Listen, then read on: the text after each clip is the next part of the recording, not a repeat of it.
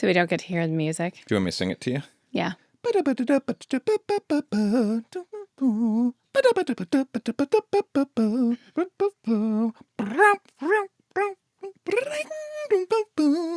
Shh. Nobody's listening, right?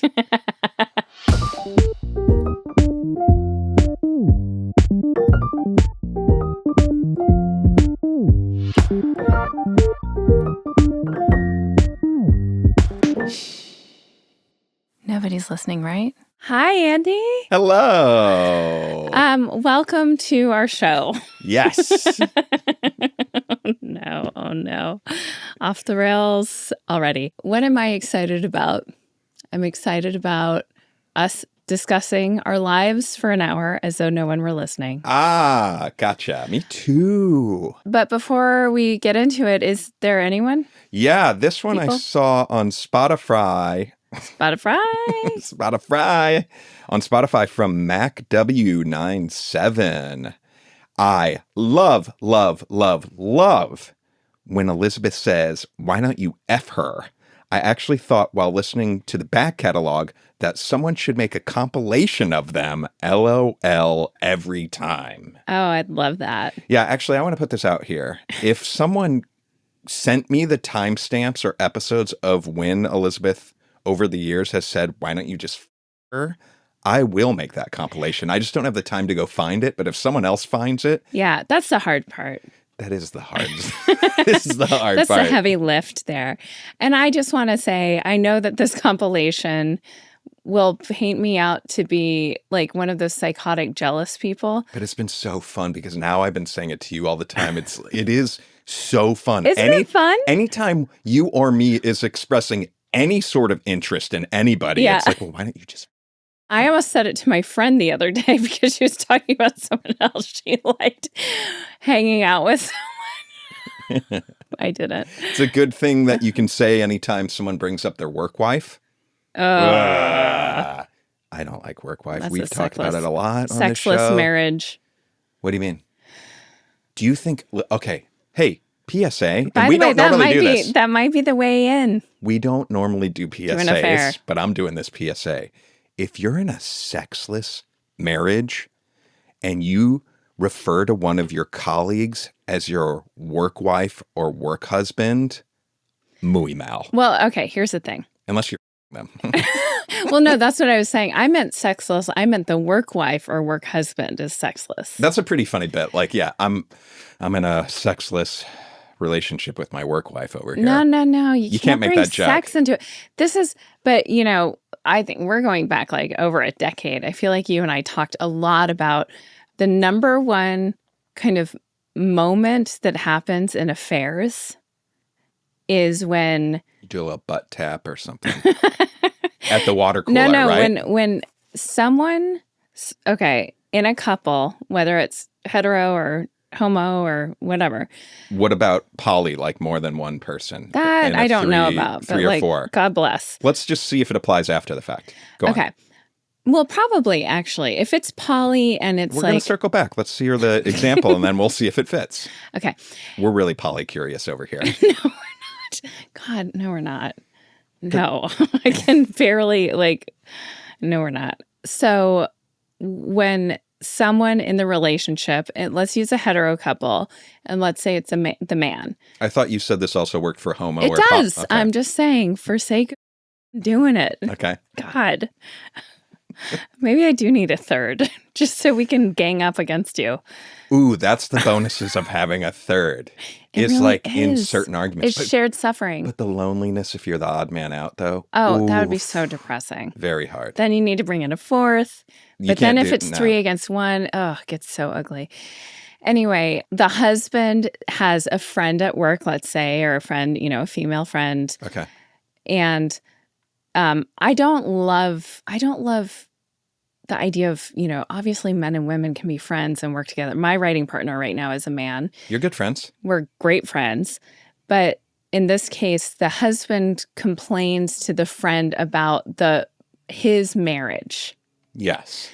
And this can go the other way, where the wife, or let's use a gay couple, one of the women goes and complains to another woman. So it's to someone who you could have a relationship with. And then they become your kind of like confidant and the person that you're complaining about your relationship. And then one thing leads to another. And then it's like, oh my God, we just got into a huge fight. Like, can I just vent over a martini? And then someone sticking that like olive pick in their mouth and like swirling it around a little bit. Oh, yeah.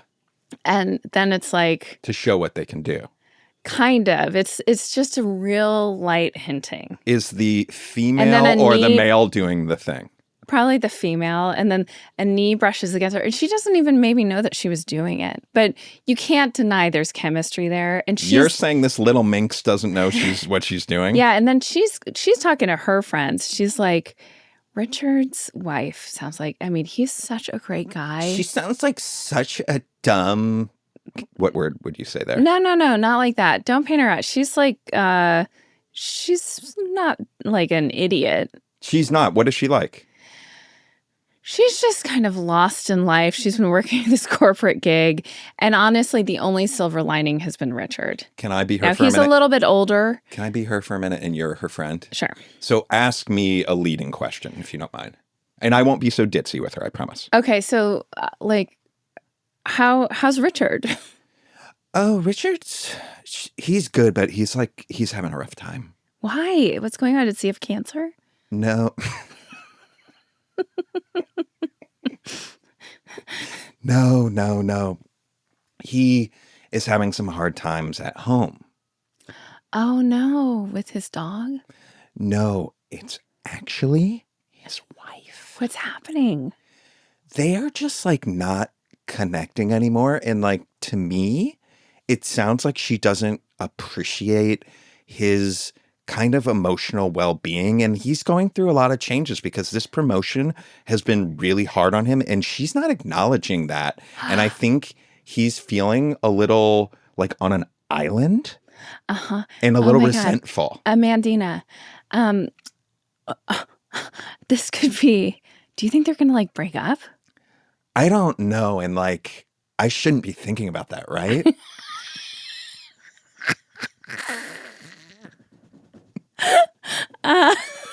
Amandina, I have always thought, like when I saw you guys at the corporate sponsored event for Dick's Sporting Goods, I was like, whoa, she and Richard you're beaming around him. Yeah. And his stupid, dumb wife, like, do you think she's even fucking him? Well, she can't because of the cancer right now.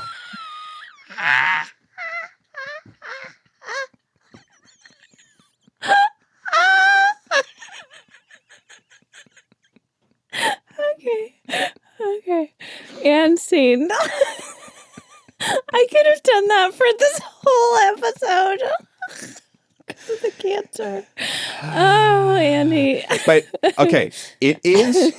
You used to call this when we would talk about this. Because we would get in a lot of questions when we used to take questions back in the day. It was by you complaining about your significant other to someone else that you could potentially have sexual chemistry with. Yes. By you complaining to them, it is cracking a window. It is opening up a window. You might not think it is, and I know everyone out there listening is going, but not me.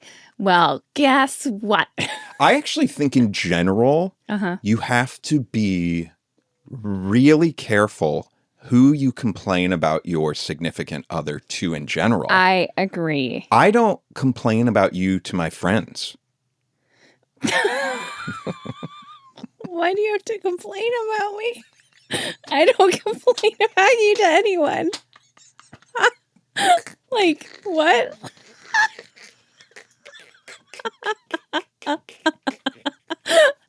Okay. Who are you complaining about me to? Well, I'm not. I'm saying, but like, I never would. Because the second you do that, okay, for me, it's unfair to you. But like, you bring up a good point. We don't really have anything to complain about each other to, but you definitely have, friends that have complained about their significant others to me. And let me tell you what happens. Okay. If I get too much knowledge of that person, that scenario, and it's bad, they're that way in my head now. That picture is painted. You're locked in because you can't unwind the bad. If you're a piece of shit, it locks it in. And guess what? Then they're going to get back together. But the thing is, your boundaries, especially if, you know, you have friends who have different boundaries or no boundaries. Like your boundaries. We have no boundaries, you and me. Okay. Your boundaries with that person. Yeah. When you see what their significant other is doing, if they're complaining about her, him, you're going, that's a deal breaker because it would be for you, but it might not be for them. Yeah. And and it's not that I'm judging it. And as a friend, I'm very there for my friends if they ever need this. But let's say there was something going on with you and me. I think, one, I would be pretty mindful and guarded about how I'm presenting the information. But I would go to someone like my brother or something. You know what I mean? Like a really trusted confidant. A family member. When we've gone through rough patches, I've talked to my sister about it. But I know that she loves you and, you know, there's no worry about that situation. It makes me think this whole rule about going outside the marriage to complain about the marriage. I wonder how many affairs started because of Borat. Because of Borat. I think it's over, at least like the friends I hang out with aren't like this. And I think I've encountered it a little bit out in the wild and it feels very kind of aged to me. Not aged. Stale, I guess. But this sense of humor of like my wife or my husband, like the old ball and chain and being like, oh, she doesn't let me do it. The whole idea of like women are just nags and they don't and you know. Yeah, totally. I'll wait, the way you just said that. I'm just agreeing with whatever you're saying right now, right? I'm affirming you. Okay, but the way you said, yeah, totally. Almost was like you're agreeing with the women are nags. Right. Totally. Okay. Anyway, whatever. Well, I think you make a good point. Let's say, when did that movie come out? 15 years ago? 20 years ago, maybe? Yeah. Let's say, listen, if you had a killer... Wow. 20? No. 15. Hit me. How long does this take? You already said, how long could it take you to figure this out? You Google, when did Borat come out? 2006. 19 years ago? Yeah. Jesus Christ. Okay. But listen, paint this picture. Okay. You have a killer Borat impression, and you're like the party of The Office. Every fucking straight white man thought they did. But let's say you really did. No. Office party. No one did. My wife. and your coworkers like laughing. But then you have a couple more drinks. But you are really charismatic and people are really laughing. You have a good impression. But then the night goes on. You've had a couple drinks. And then you're like, no, seriously, my wife, it's like pretty hard. Done deal. Yeah. You're going to get some that night. You're just making me flashback to... You had a peripheral friend in New York who did that fucking constantly. And he was such a caricature. He was a Wall Street guy. He... I think I know who you're talking about. You know exactly. It's so endearing to me, though, for some reason. I love it, though. But he's someone... You know, I was talking recently about this producer here in Hollywood who... No good? I don't know. It's okay. Hollywood. It's all right. It's not great. It's not bad. I had a reaction, but maybe my reaction was overblown. Okay. And certain people, you would be totally justified to be like, that guy's such a tool. I'm talking about your friend. But he so owns who he is that you can't help but love him. Like he is almost like he's the walking stereotype in such a profound way. And he's not a dumb guy. Like he knows that how he comes across, I think. But like I was talking to someone about this producer who I really like, but it's just funny because it's like they just are who they are. Yeah. And I appreciate that. There's nothing wrong with a lovable tool from time to time. Yes. And that takes a certain quality. It does. It's hard to pull off. You don't want a whole friend group of that. Well, no. You just want one. Right. Right. But just real quick so we can wrap up this talking to your colleagues. Yes. I want to revisit a poly. So if you're in a 3-person situation, I think the rules still apply. Because if you're at work and you're, oh my God, you're complaining about the other 2 people in your poly. 2? No, because you're the double third. Trouble. You're a third in the poly. Okay? But how doesn't everyone feel like they're the third? Wait, what? You're a third. There are 3 people in this poly relationship. I know, but you just made me think, like, in a 3-way poly, doesn't everyone kind of deep down fear that they're the third? Oh, like number 3 in the ranking? Yeah. No, because someone has to be the alpha, sort of. That's like, yeah, I don't think they all feel that way. At some point, they do.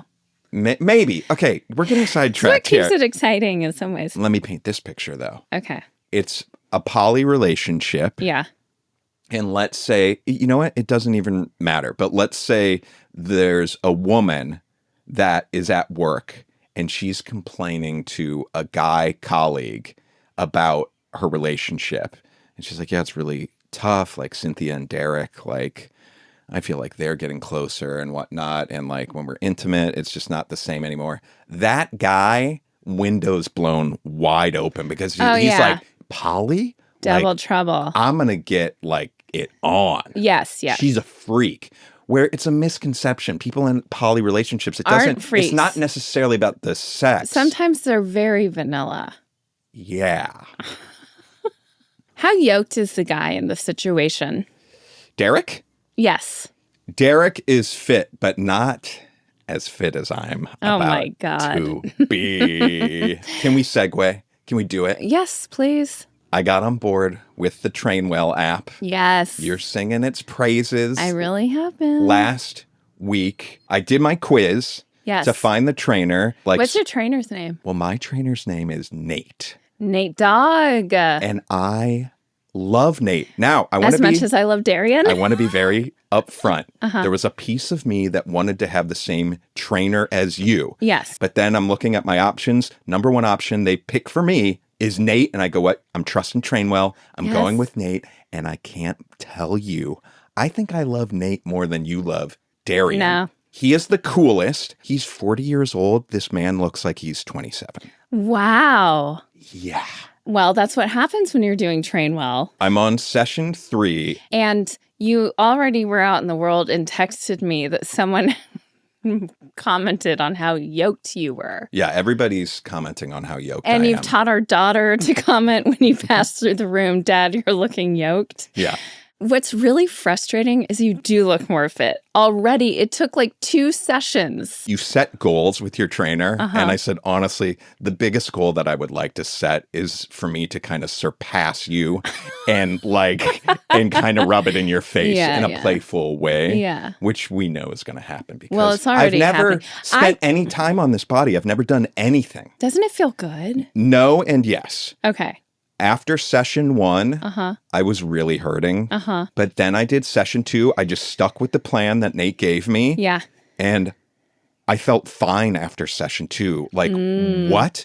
Then session 3, you slide at the end, like, how was your workout? This time I didn't say too hard. I kept it in the middle at just perfect. So they know how to adjust. But only 3 sessions in, I'm already like, oh, I'm not going to be like dead every single time. My muscles are going to get used to this. They're going to grow and get strong. To all of our listeners, you can take the quiz to find your perfect trainer and you will get 14 days of free training at go.trainwell.net/nobody's listening right.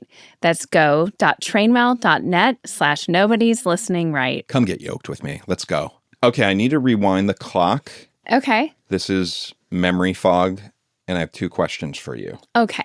1, we once got into an argument on the podcast. I even made a clip about it. Oh, I'll remember. About the spelling. Was it of dilemma? Yes. It was. Yes. And some people do it one way and some do add the N. Yes. Great. I saw that the other day. It confused me because the auto spelling corrected me. And I was to be Dilemma? Yes. But we found out you could do it. People do it both ways. Yes. The other thing, and I'm really, look at me in my eyes, but don't even have that kind of, no, not. just be really real with me for a minute. And I'm going to ask you to be real. And I see already, I know you're not going to be. I need you. Hey, look at me. I need you just be really earnest. You're going to want to fuck with me. Okay. You really are going to want to fuck with me. Okay. Just don't. Okay. Okay. We've gotten in an argument about this before. I'm going to get my hair cut. I want to get it a little shorter for the summer.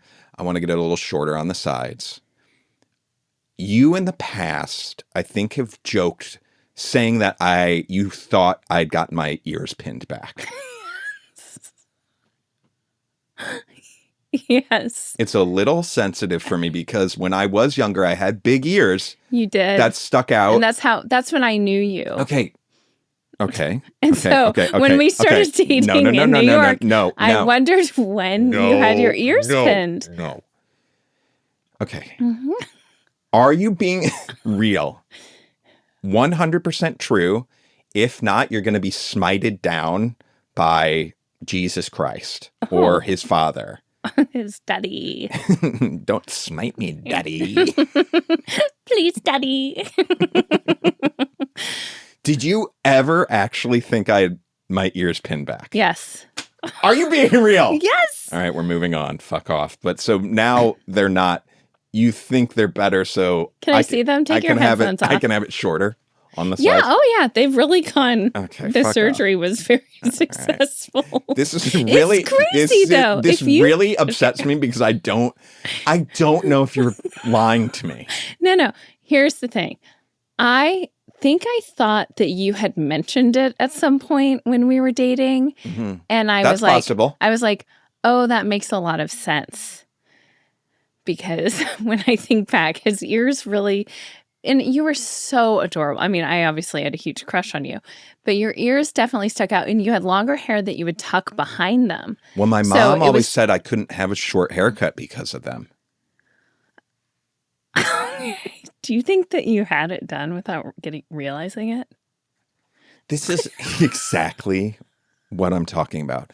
You saying shit like that is so fucked up because it just seems like you're messing with. Look at how tight they are to your head now. In what world would you be able to do an operation like that I don't remember? That's insane. Well, they put you under. What? I mean, obviously you don't remember the operation, but you mean recovery. But look at your ears now. They're tight to your. Are they really tight? Yes. Are they really? Yes. So our son likes to have his hair long, and it's a bit of a dilemma. It's a huge dilemma. Now, for me, and it's becoming a safety issue. I will always be more on his side because I'm going to tell you where this comes from. My brother had the coolest fucking haircut growing up. He was out of Top Gun. He had a Top Gun haircut. Yes. And it was fucking cool. And all I wanted was a haircut like my brother's. Mm. And I guess my mom knew it wouldn't look right because of my gargantuan fucking ears. But I was never, ever allowed to have a haircut like my brother. Well, if our son had those elephant ears, he doesn't. But the problem is he has my hair. He has really thick hair. He can't tuck it behind his ears. It doesn't stay. Mm. So it all falls in front of his face. And now he's walking around. Right. With hair in front of his face. He has a beautiful face. Great mug. We need to see this mug. Yeah. And also I want him to not fall and, be able to see if cars are coming. And so it's becoming an issue now. I know, listen, we've been in different hair territory. I mean, when our daughter was younger, she was kind of a tomboy and she wanted really short hair. Mm-hmm. And it was the beginning of COVID. I cut all of her hair off. I mean, and there was no problem, even though I think deep down I was like, oh, but you look so cute with your long blonde hair or whatever. I chopped it because I'm I want everyone, of course, to express themselves how they want and feel comfortable in their skin. Yeah. With our son, it's it's not about that for me. I know it's about that for him. So it's this crazy, it's a dilemma, as you said it is. I so desperately and I also think he doesn't enjoy getting his hair cut. So that's part of it. But I don't know. Now it's become such a thing, unfortunately, that I feel like it's just out of defiance that he wouldn't have it cut, even if he wanted to. I was showing him these cool pictures of like mullets and stuff because he likes to have some of it long, which I understand. And I thought maybe that's a happy medium. That's an interesting take. I think he would look super cool in a mullet. Elementary school mullet, but a cool one. Anyway. Styly mullet. We'll see how things go. Okay, well, but yeah, I don't know where to answer your question, and I'm being totally sincere. I think I thought that you had mentioned it at some point, like offhand, when I had my ears pinned. It was very believable to you. And well, it just made all the sense in the world. And then I carried forward, and then I think it came up years later, and I was like, how old were you when you had your ears pinned? And you were like, what are you talking about? All right. Well, now I know. I'm going to try. Do you have any scars or anything like that? I mean. You've seen the backs of my ears. Well, ears are, that's where they do when they do facelifts and stuff. That's where they hide those scars because ears have those little folds and stuff already put in place. So it's really hard to tell what's been done.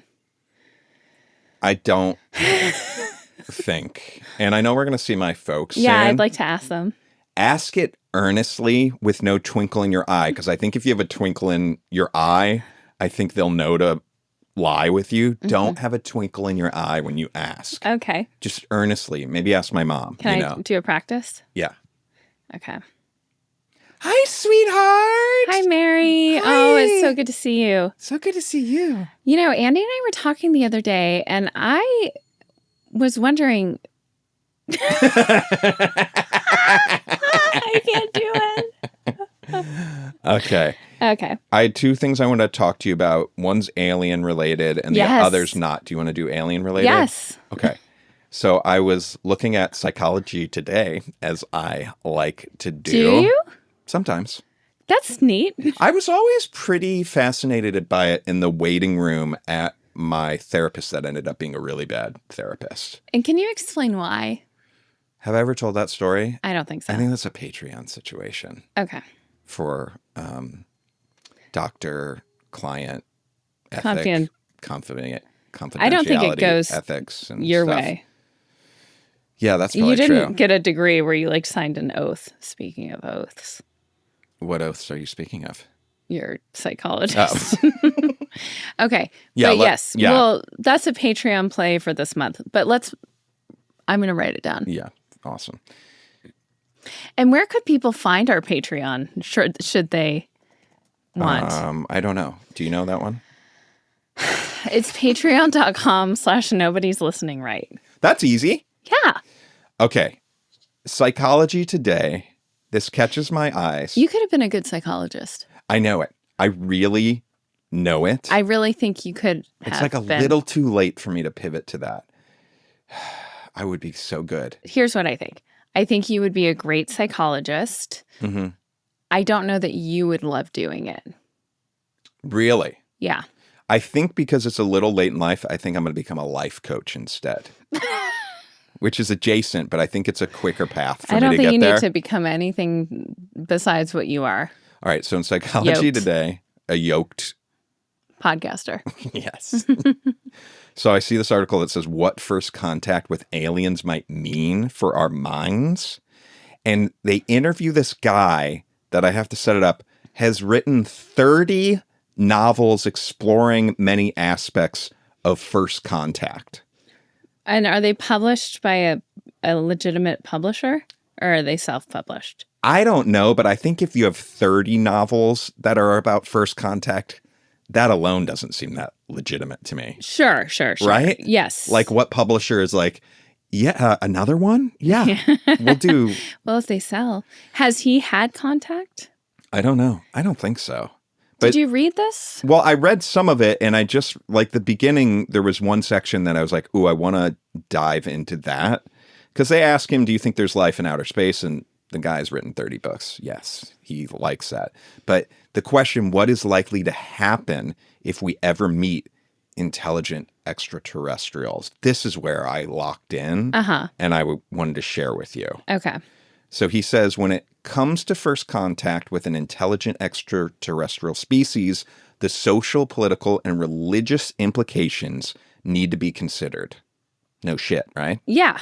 First contact would be unsettling for some. In 1997, the approach of Comet Hale-Bopp led to speculation about an alien UFO and resulted in the mass suicide of members of the Heaven's Gate cult, something I know a ton about because I studied them in college. Yes. So looking at our own history here on Earth, we should see first contact with another intelligent species as a starting point, not an end. That's good. Wait, this gets a little weird, though. Okay. We can draw upon the first contact between various cultures on Earth to understand the dynamics at play. Yeah. When indigenous people were exposed to explorers, there was a bi-directional flow of culture, technology, and biology. Well, but I mean, that's an interesting example because you mean colonizers who basically stole, like, so in the situation if the aliens are the colonizers and we're the, original indigenous people, we're fucked if our history as our ancestors were colonizers. If the aliens have smallpox blankets on their ships. The original American owners of the American land, Canadian land, Australian land, like it hasn't historically ended super well. So he goes into this. And so this is where I'm like, this gets a little interesting, his take. Okay. As an example, Europeans introduced smallpox to the Americas and brought syphilis back to Spain. Syphilis. Yes. Although technologically inferior, indigenous people were often more advanced in other fields. Yes. Such as the Mayans in their cultivation of plants. No shit. Today, 500 years after Columbus first discovered the Americas, corn is still the most popular crop on Earth, closely followed by rice, which came from first contact with Asia. European civilization and technology have been shaped by first contact with other cultures, although this is rarely acknowledged. The compass, paper, printing, porcelain, and gunpowder all originated in China. So it feels I have some follow-up questions. A lot of blinders on here, sort of. Yeah, a couple things. One, in these 30 novels, was any of the initial contact from the sea? I don't know. I have not read a single one of this gentleman's books. Okay. Two, I want to circle back to Heaven's Gate. I know you study that extensively in your college years. Yeah. And a very rare, in many ways, a cult that follows some of the cult playbooks, but in some ways, an outlier. Well, how? Explain that. And your professor infiltrated Heaven's Gate. Yes, and studied it. And his immensely. partner, who also infiltrated it, which are the two only people that we know of, right? And he ended up joining the cult, yeah. Wow. I do not know if that person was one of the people that died. Yeah, I'm not sure about that. Tell us about what you mean it follows the playbook in some ways, but not others. The drastic difference is any cult documentary we're watching on Netflix, Max, all of them. Can I outline the steps? Hit me. Okay. Charismatic leader. Gotta be charismatic. Although there's some that I'm like, wow. They're weird. They could do it. I could do it. Yeah. Control. You gotta like the control. Either financial or mental or whatever. Mm-hmm. Making them turn against the people in their life. Family members, yeah. Family members. Close ones, yep. Sex. Sex is the name of the game. Sex is where it's at. I mean, there's so many of these documentaries where you go, maybe this time. Nope. Yeah. It always gets into weird sex shit. Mm-hmm. And then it's, Jane Borden's book. Yes. Cult of Us. Yes. Goes into this. But basically the idea that, so basically the charismatic leader creates suffering and then claims to be the only one who has the fix for that suffering. Yes. So that's like a very typical cult thing where it's like, only I have the answer, so whether it's that a spaceship's going to come down from heaven and save us all, or that, having sex with me 4 times a day is the thing that is going to cleanse you of your sins and blah, blah, blah. And sexual abuse seems to be a thing that happens over and over in these. Yes. Heaven's Gate, as I'm saying it out loud, maybe there is a bigger similarity than I think. The leader's gay, and he never is abusing the people in the cult, as far as I know, in that way. Instead, it seems like he has so much shame around this potentially. The thing that he wants people to do is castrate themselves. Ooh, owie. So it's going kind of hard in the other direction. Now that does to me seem like castrate himself? I can't remember if he castrates himself. There are definitely a couple members that end up castrating themselves. But so you don't have the rampant sexual abuse in that cult that you typically do in a lot of the other cults, because he's not having sex with other people. He was castrated. Okay, there you go. He castrates himself, and he does try to convince other people to castrate themselves, which I guess that is a form of sexual abuse. For sure. You think? It's a form of sexual mutilation at the very least. Oh my gosh. Yes. But it is that dynamic not being in the cult, I do think changes the tone of that cult a little bit. But it is still, so it's looking there, he mandated celibacy. So it is control, a huge thing I mean, of control. so does the Catholic Church, which is sexual abuse and control. But I would argue, though, that typically the Catholic Church, though, is then known for the priests then abusing people sexually, right? So it's like, you have to be celibate. What? So, Daddy. So in this one, he is forcing celibacy. Yeah. And he's putting his money where his mouth is, saying, chop off your nuts. He's not then behind closed door. Castration was a dick. No. Castration is the balls. Are you sure? I would bet my dick on it. I would bet my dick on it. Don't bet your dick on it. I would bet my dick on it. Look it up. Wait, hey, Andy. Yeah. Okay. In what world? Okay, so are you... Okay, in this scenario, if I'm wrong, are you chopping off my dick right after this podcast? No, but just, or is something coming down? Yeah, we don't want to summon... Knock, knock at the door? Yes, don't summon anything. Castration is the balls. I don't think so. Great. You don't even have a pair, so let's go. Who would know? I do have ovaries, which are basically the same thing. True. Castration is not just the testicles. Castration is a surgical or medical procedure that involves the removal of... So... Finish the sentence. Why would you stop right there? Or inactivation of the testicles, which are the male reproductive glands. Chemical castration. Responsible... Chemical castration. Is that a song? No, but it's a thing. For producing sperm or testosterone.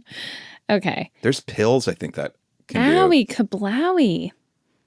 Oh, that's so sad. There's a picture. It's a drawing.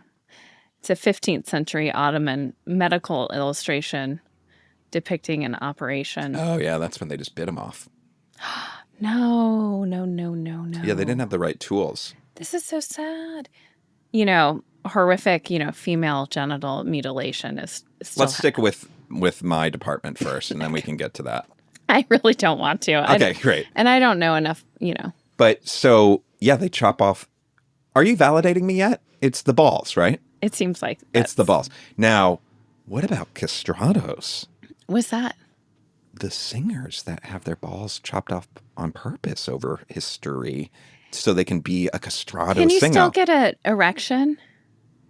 Great question. Google. This computer needs to be... That's why the fan's always turning on it and stuff. You got some viruses on there. Castrated men may still be able to get erections, but they're probably less frequent, less intense, and shorter in duration. Interesting. But I guess you just don't ejaculate. You don't?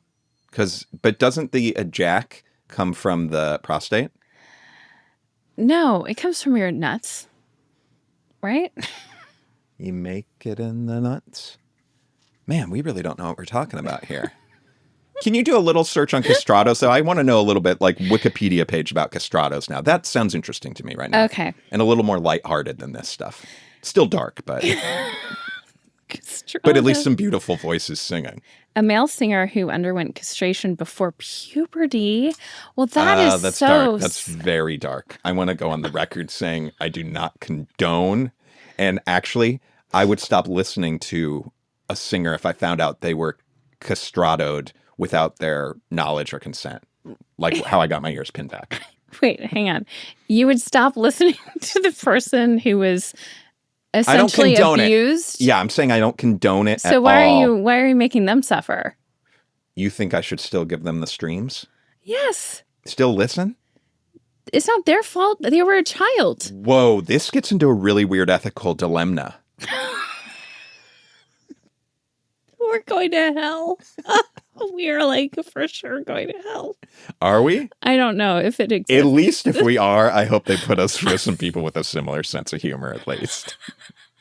Okay, go ahead. God. If someone was... This is moot, right? Because this doesn't happen anymore for singers, right? I sure fucking hope Are you on the Wikipedia page? Yes. But it doesn't say But this was old school, right? What's the Yes. history of it? Okay, well, first it goes into what it was. So basically, I mean, it's withholding hormones to develop through puberty. It keeps a boy from becoming a man. It's like really fucked up. I bet though at that time, if you were chosen for this, like you had the voice for it, I bet it was a big honor in some cultures. Sure, it always is. Okay. Okay. Listen to me trying to justify it. Okay, so I think this was from like the 9th century until the 12th century. So people aren't doing it since then? By the late 18th century, attitudes had changed, and the last great operatic castrato was Giovanni Battista Velluti from 1781 to 1861. So that's not that long ago. And why do you say the last great? The word great's interesting to me. Because... Did you add that? He was the king of the high seas. He was a pirate too? No, like the sea notes. But basically... Are you serious? Are you serious? Yeah, so... Look, I can't read this whole fucking thing, but basically in 1878, Pope Leo the 13th prohibited the hiring of new castrati by the church. Pope Leo? Yeah. He's a good one. Well, we now have the new Leo. Is that right? Yeah. He switched to Pope Leo? Yeah. He picked a name that there already was? Don't you remember all the X's and stuff? Oh, there's been a lot of Leos. Yeah. Tradition. Okay. Okay, Andy, I have to talk to you. Something happened. You were out of town, and we had our very dear friend over for dinner, and she brought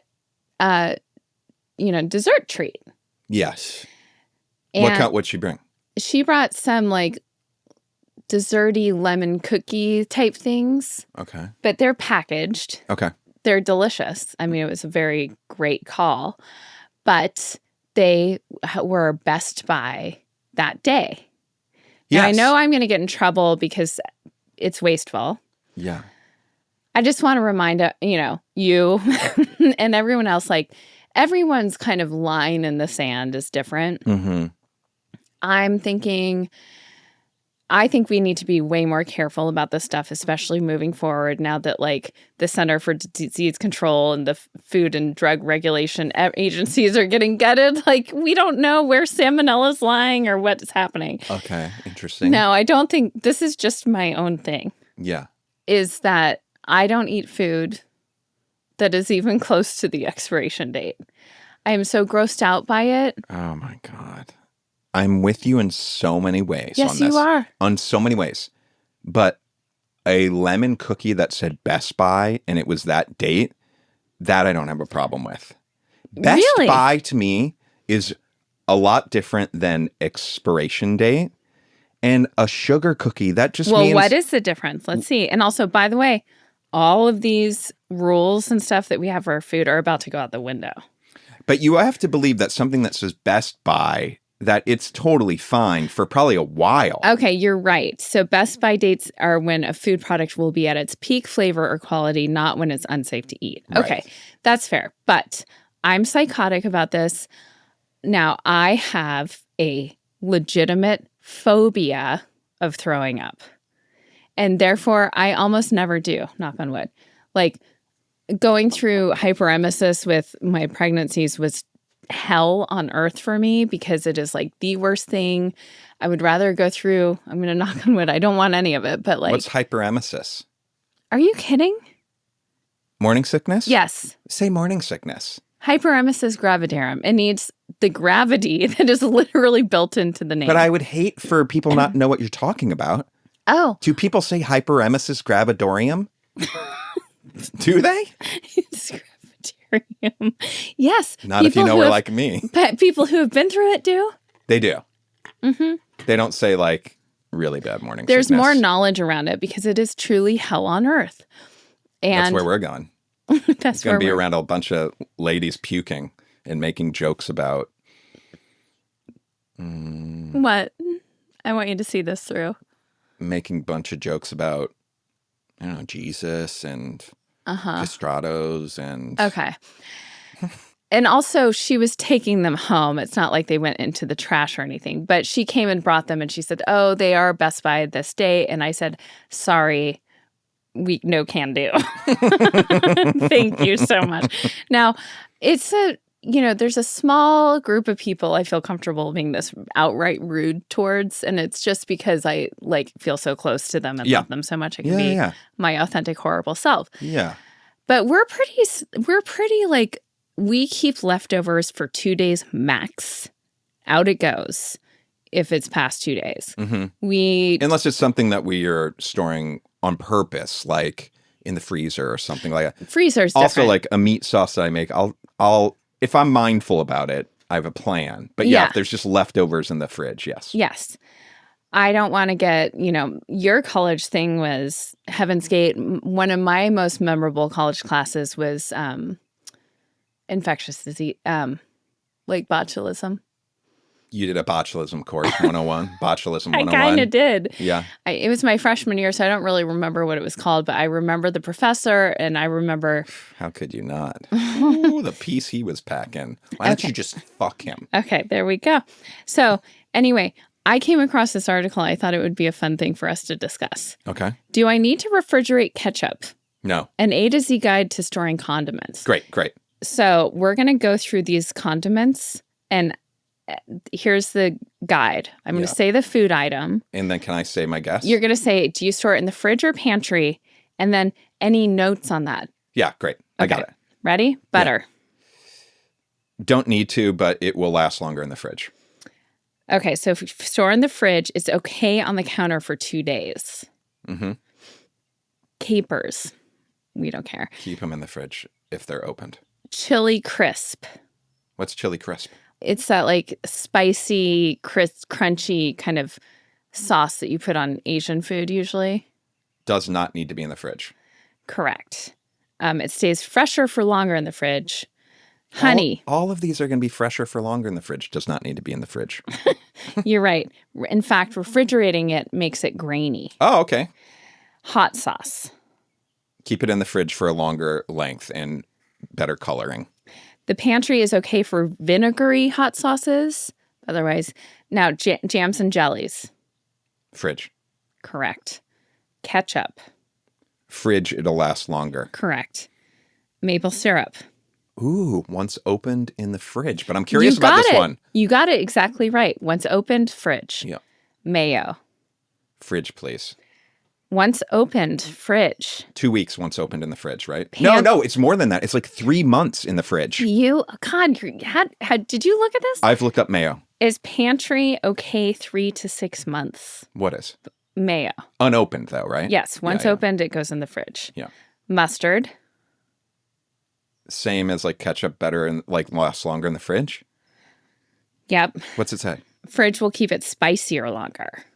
Sesame oil. And other delicate oils.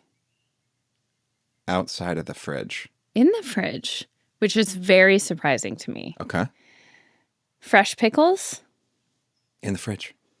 Shelf-stable pickles. In the fridge after opened. Yes. Wow. Okay. You know all of these. Anyway, that wasn't as exciting as I thought it would be. You thought there would be revelations. I did. But you really seem to have your finger on the pulse of condiments. Well, I used to have a band called the Condiments, so you got to know what you got to know, you know?